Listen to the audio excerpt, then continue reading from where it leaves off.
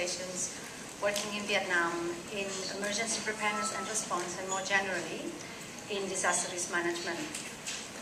This year, the International Day for Disaster Reduction will be commemorated both at national level and in the provinces. And this shows how important this topic is for the country. As you know, and as we have talked a lot about today already, the theme for this year draws attention towards the contribution of women to protect and rebuild their communities before and after disasters. In relation to the theme this year, I would like to acknowledge a few important steps that have been taken recently by the Ministry of Agriculture and Rural Development to enhance the role of women in the National Community-Based Disaster Risk Management Program that was established in 2009 by the Prime Minister. In February 2012, the Disaster Management Center under the Ministry of Agriculture and Rural Development signed a memorandum of understanding with the Women's Union that highlights the various areas where the Women's Union could contribute to the implementation of the National Community-Based Disaster Risk Reduction Program. This initiative is very positive and recognizes the role of the Women's Union as a really important actor during the implementation of this ambitious program. Also, the national guideline to support the implementation of the national program strongly recommends a gender balance for the establishment of the co-trainer groups that will roll out the program in the different provinces. As an example, yet another example to highlight the important role that women can play in disaster risk management, I would like to share with you about Ms. Thuyen, who lives in the province of Thanh Hoa and who participated in a community-based disaster risk management project implemented by the Women's Union in an international NGO. Madame Thuyen is a head of a household with very little income and who lives alone. In addition to her difficult situation in 2004, her house was really seriously damaged by a storm. In 2011, thanks to the community-based disaster risk management project, she was able to participate in a number of trainings and workshops on how to deal with disasters, reduce risk, and prevent diseases during floods and storms. She learned many life-saving messages on what she could do before, during, and after the storms. Together with the Women's Union, Ms. Thuyen was a part of a team of women facilitators who helped plan and organize 18 information sessions for other women in 9 villages of her community.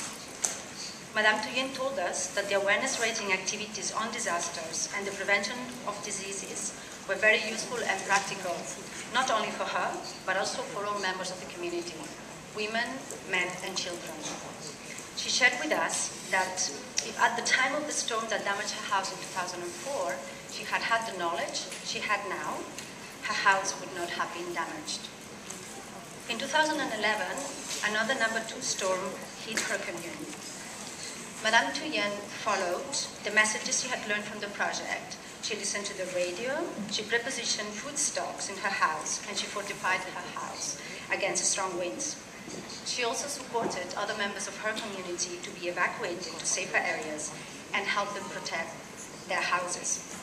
Thanks to this joint effort, in her commune, when the storm came, people were safe and the houses were not damaged. Madame Thuyen shared with us that she was proud to have contributed to the success of the project, and now other women, as well as men, in her commune have gained the tools and the skills to be better prepared to respond to the next storm and floods.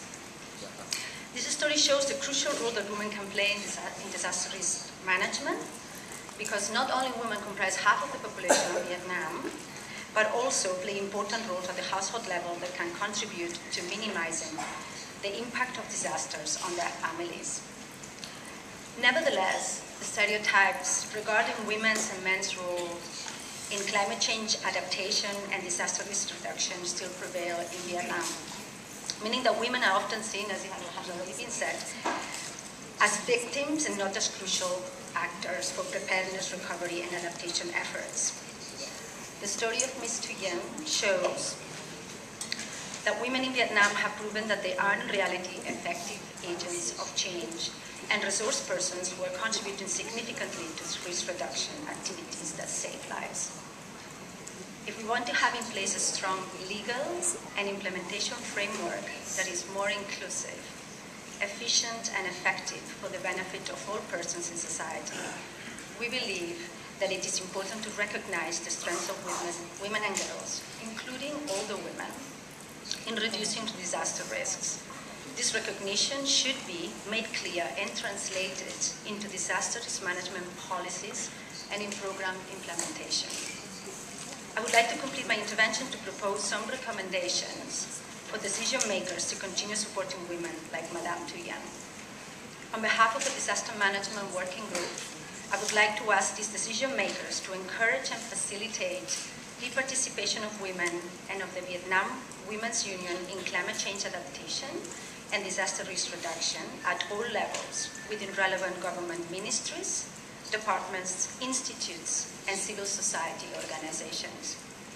More particularly, we would like to recommend to strengthen the role of women and men in communities through their effective participation in planning and implementation of climate change adaptation and disaster risk reduction actions. The Disaster Management Working Group's members are looking forward to continuing to support the government and the people of Vietnam, and more particularly, the most vulnerable living at the forefront of potential disasters, like Madame Thuyen. We're committed to continue to support her and other communities to be better prepared to cope with the consequences of disaster. Thank you for your attention.